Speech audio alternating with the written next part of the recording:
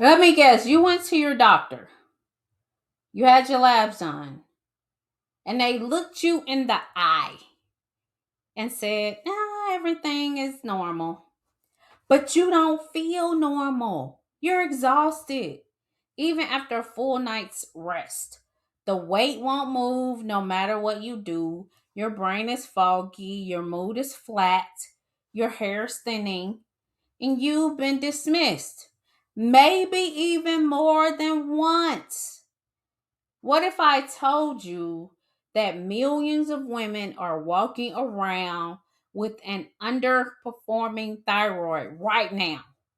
And they have absolutely no idea because the way we test for thyroid dysfunction is failing them. This is the conversation your doctor probably hasn't had with you yet.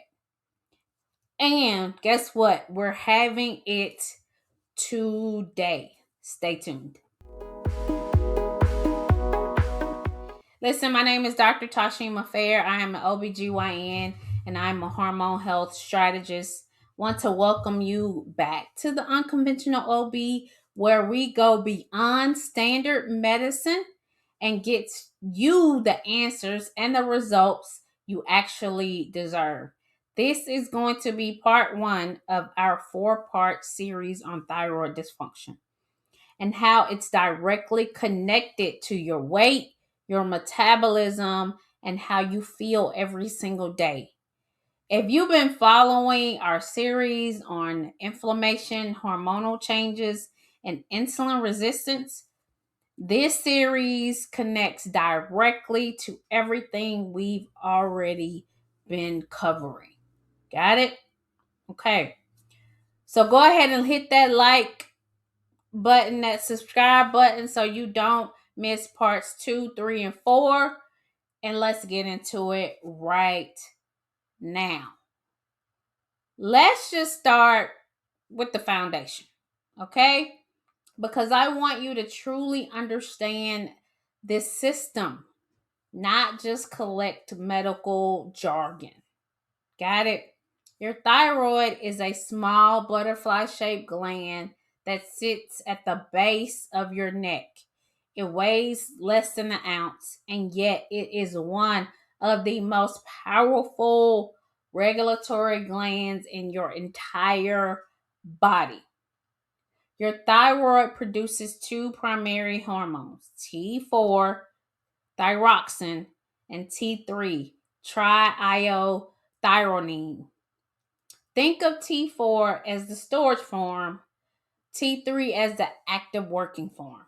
Your body converts T4 into T3 at the cellular level, and it is T3 that actually enters your cells and drives your metabolism. Now, here's where the feedback loop comes in.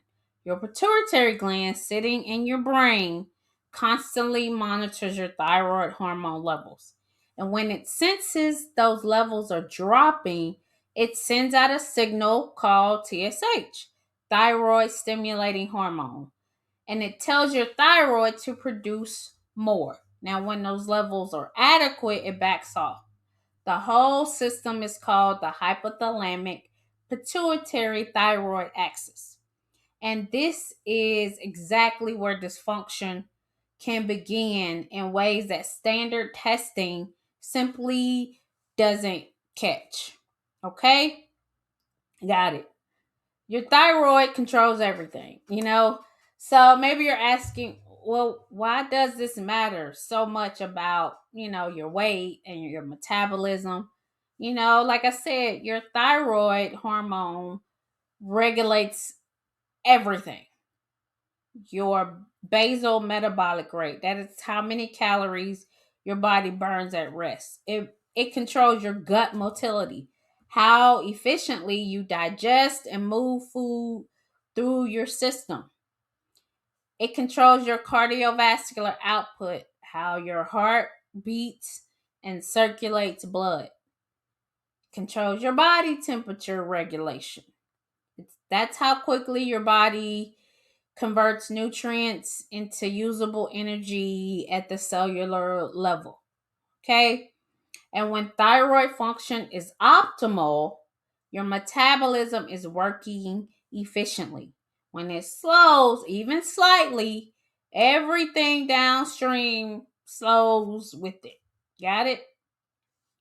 See, your cells become less efficient at burning fuel. Your gut slows down, causing constipation and bloating. Your body starts hoarding fat instead of burning it. Your brain doesn't get the energy it needs to function clearly. And your emotional regulation also takes a hit.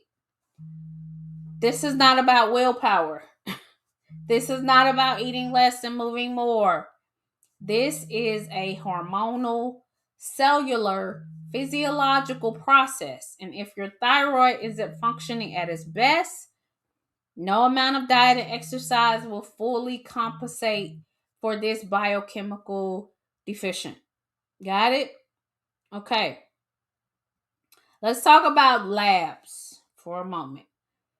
Here's where I need to directly challenge something that's been embedded in conventional medicine practice for decades. Okay? This is where I differ. If you go to your doctor and ask for your thyroid to be checked, most of the time they order one test, TSH. That's it.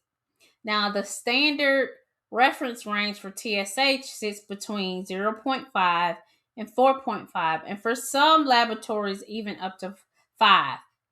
That's a big, huge range. And here's what I see clinically.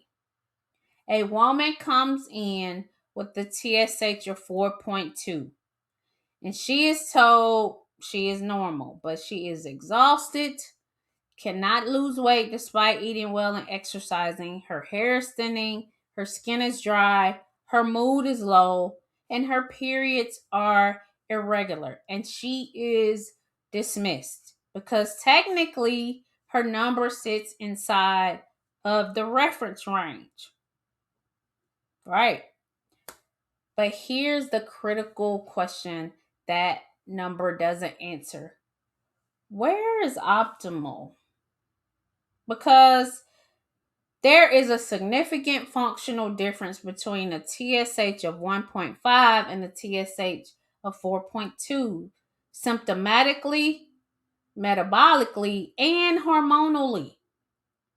See, the TSH alone tells you nothing about free T4 and free T3. Those are the actual active hormones in your bloodstream. Doesn't tell you about reverse T3. That's an inactive hormone that can block thyroid receptor sites and compete directly with active T3. Tells you nothing about thyroid antibodies, TPO and thyroid globulin antibodies, which are the hallmark markers of Hashimoto's thyroiditis, the most common autoimmune condition in women. So when someone tells you your thyroid is fine, that conclusion is only as accurate as the test they ran. And most of the time, they didn't run nearly enough of them. Okay? Now, maybe you're asking, well, what is subclinical hypothyroidism? That's such a great question. And this brings us to the core of today's video. Subclinical hypothyroidism. This is the most misdiagnosed thyroid condition, and I see it constantly in women over 40, particularly in the perimenopausal transition. Because technically, subclinical hypothyroidism is defined as a TSH that is elevated above the reference range, typically above 4.5 or 5, with free T4 levels that are still normal, or they appear normal. In other words, your thyroid gland is working harder than it should to stimulate your thyroid. Your body is compensating. But the standard markers haven't yet crossed the threshold for a full hypothyroidism diagnosis. You're in the gray zone.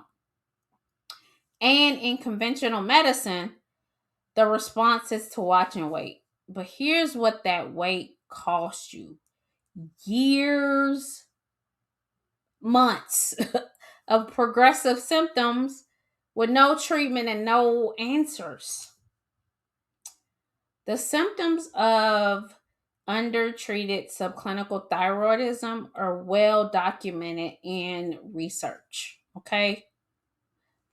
Persistent, unrelenting fatigue, weight gain or inability to lose weight, depression, low mood, emotional blunting, brain fog, and poor concentration, hair thinning and shedding, dry skin, brittle nails, constipation or sluggish digestion, cold intolerance, like always feeling cold, especially in the hands and the feet, muscle aches and joint pain, decreased libido, irregular or heavier menstrual cycles.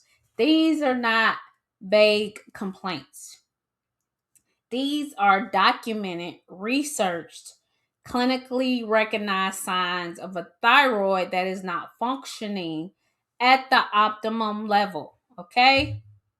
Got it.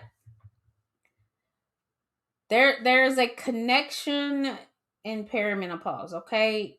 And here's the compounding factor that makes this particularly critical for women in their 40s and 50s. Like estrogen directly affects the proteins that bind and transport thyroid hormones in your blood. As estrogen fluctuates and declines during perimenopause, the bioavailability of your thyroid hormones at the cellular level shifts. A woman who is perfectly compensated hormonally at 38 may begin experiencing thyroid related symptoms at 45 or 46, not because something catastrophic happened, but because the entire hormonal ecosystem changed around her thyroid and it can no longer keep up at that pace. And because the symptoms so completely overlap: fatigue, weight changes, mood fluctuations, cycle irregularities, the thyroid component gets attributed to menopause and it's dismissed. Like, this is where the misdiagnosis happens. And that is where women lose years of quality of life. Okay? This is what I want you to do. Exactly. I want you to get this coming out of this video.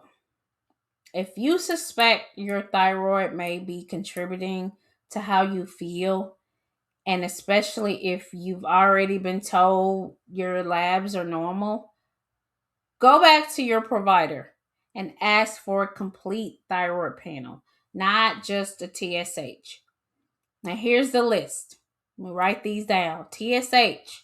And ask where optimal fails or falls, not just where the reference range ends. Ask for a free T3, a free T4, a reverse T3, TPO antibodies, that's thyroid peroxidase, thyroglobulin antibodies, and if clinically warranted, a thyroid ultrasound to assess for structural changes. If your provider tells you those tests aren't necessary, you have every right to advocate for yourself. Like, print this list and bring it to your appointment, or click the links that are in the description of this video and we can get your labs done. We can look at the full picture, okay? You deserve more than one number answer to this complex, multi-layered hormonal system. Got it? All right. In part 2 of this series, we are going deep on Hashimoto's thyroiditis. This is the autoimmune thyroid condition that is drastically or dramatically underdiagnosed in women, and whose management goes far beyond simply taking a medication. If you've been told you have it and don't know what to do next, or if you suspect you have it and nobody has tested you, part 2 is going to be essential for you. If this video opens something up for you, please share it with the woman in your life who has been struggling and dismissed. Drop a comment below telling me, have you ever been told your thyroid labs were normal when you knew something was wrong? I read every single comment and we can have a dialogue about what to do next. Go ahead and like the video, subscribe to this channel, and I will see you in part 2. Listen, you were not built to feel this way. And let's find out why and find out and fix it for you, okay? In the meantime, in between time, stay healthy, stay vibrant, and stay unconventional. I will see you in the next video. Peace.